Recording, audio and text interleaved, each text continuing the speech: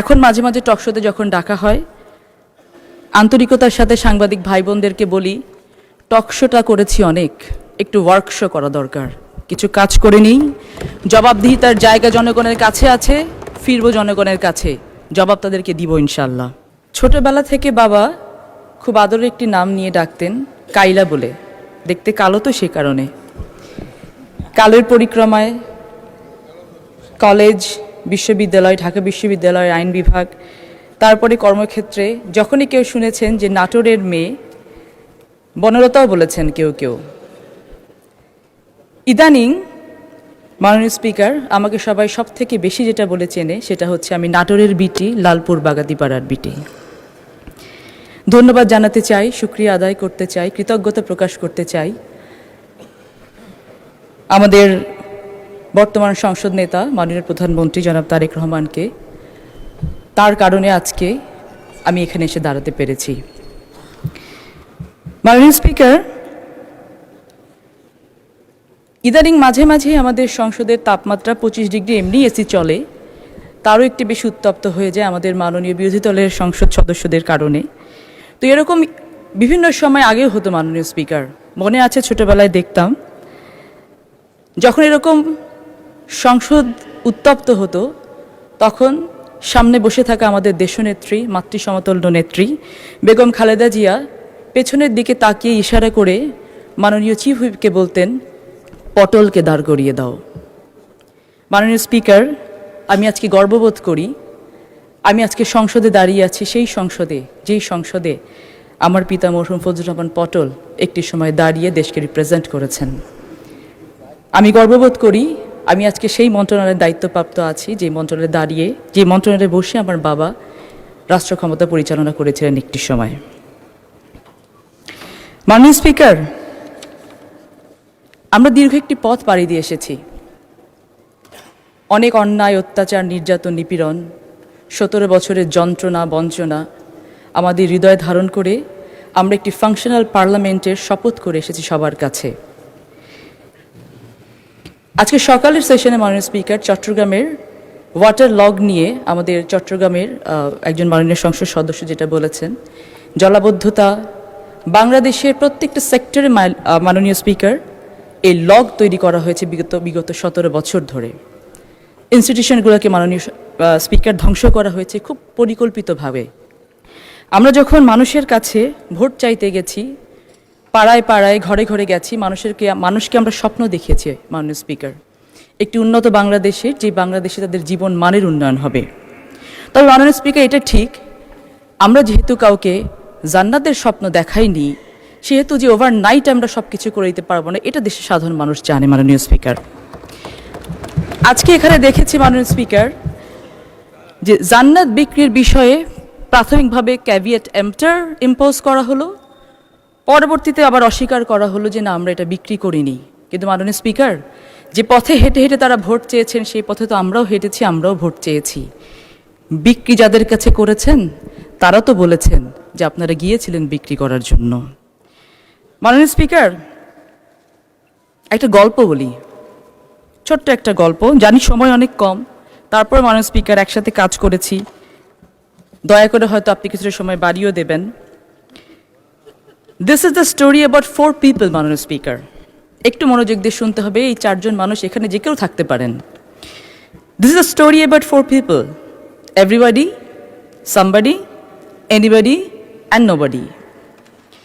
There was an important job to be done and everybody was asked to do that job, Honorable Speaker. Everybody was sure that somebody would do that work. Anybody could have done that job, but nobody did it. Somebody got angry because that was everybody's job. Everybody thought anybody could do it. And nobody realized everybody wouldn't do it. In the end, everybody blamed somebody when actually nobody asked anybody. Honorable Speaker, the most important part of this story was not anybody, neither somebody, nor everybody, or nobody. It was actually the job that was supposed to be done, Honorable Speaker.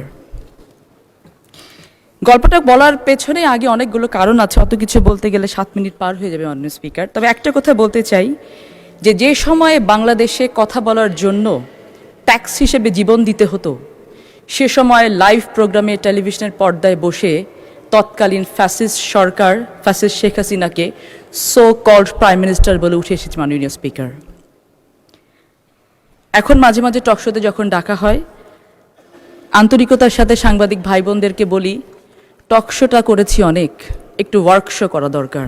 কিছু কাজ করে নিই, জবাবদিহিতার জায়গা জনগণের কাছে আছে, ফিরবো জনগণের কাছে, জবাব তাদেরকে দিব ইনশাল্লাহ। মাননীয় স্পিকার, ছোটবেলায় দেখেছি, আমরা সবাই দেখেছি, পাড়া মহল্লায় ঘুরে ঘুরে ঘুরে ঘুরে লেইস ফিতা লেইস বলে ফেরিওয়ালারা ঘুরতেন। কাচের চুড়ি, কপালের টিপ, চুলের ফিতা নিয়ে তারা বিক্রি করতেন। মাননীয় স্পিকার, 71 দেখিনি, 24 দেখেছি। মাননীয় স্পিকার, দেখেছি লেইস ফিতা লেইস স্টাইলে 71কে বিক্রি করতে করতে দেউলিয়া করে ফেলেছে মাননীয় স্পিকার একটি দল। ইদানিং আবার মাননীয় স্পিকার একই স্টাইলে জুলাইকে বিক্রি করার জন্য জুলাই লাগবে জুলাই বলা শুরু হয়েছে। মাননীয় স্পিকার, দেউলিয়া হওয়ার আগে বন্ধ হয়ে যাওয়া উচিত।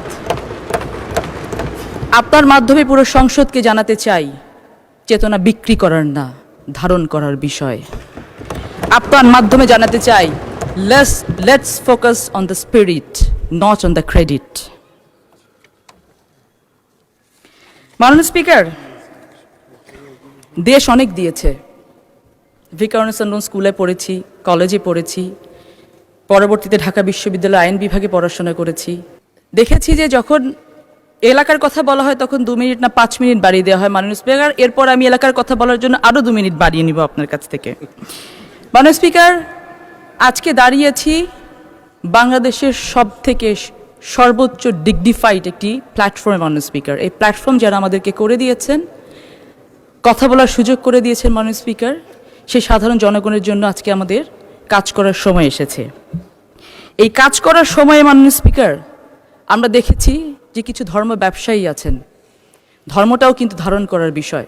আমি খুব অবাক হয়ে দেখেছি, বিগত কিছুদিন আগে আমাদের এই সংসদের বিভিন্ন সহকর্মীদেরকে নিয়ে, নারী সহকর্মীদেরকে নিয়ে সংসদের বাইরে কুরুচিপূর্ণ মন্তব্য করা হয়েছে। কিন্তু আমি অবাক হয়ে দেখেছি মাননীয় স্পিকার, সেটা নিয়ে আমাদের বিরোধী দলের নেতারা, সংসদ সদস্যরা, এমনকি এনসিপি যারা জেন জিকে ওন করে বলেন, তারা পর্যন্ত একটি নিন্দা প্রস্তাব আনেননি। এখানে দাঁড়িয়ে মাননীয় স্পিকার, আমি বলতে চাই, পৃথিবীতে এমন কোনো ধর্ম নেই যে ধর্ম কখনো পুণ্যকে না বলেছে, পাপকে হ্যাঁ বলেছে। ইসলাম সবথেকে বেশি সম্মানিত করেছেন নারীদেরকে। সেই নারীদেরকে মাননীয় স্পিকার, সংসদ সদস্যরা যখন কুরুচিপূর্ণ ভাষায় মন্তব্য করে, এটি পুরো বাংলাদেশকে, নারী জাতিকে কুরুচিপূর্ণ ভাষায় মন্তব্য করা হয়। মাননীয় স্পিকার, সৌভাগ্য হয়নি শহীদ রাষ্ট্রপতি জিয়াউর রহমানের কাছ থেকে রাজনীতি শেখার, কিছুটা সৌভাগ্য হয়েছে আমাদের দেশনেত্রী, আপসীন নেত্রী বেগম খালেদা জিয়ার কাছ থেকে রাজনীতি শেখার।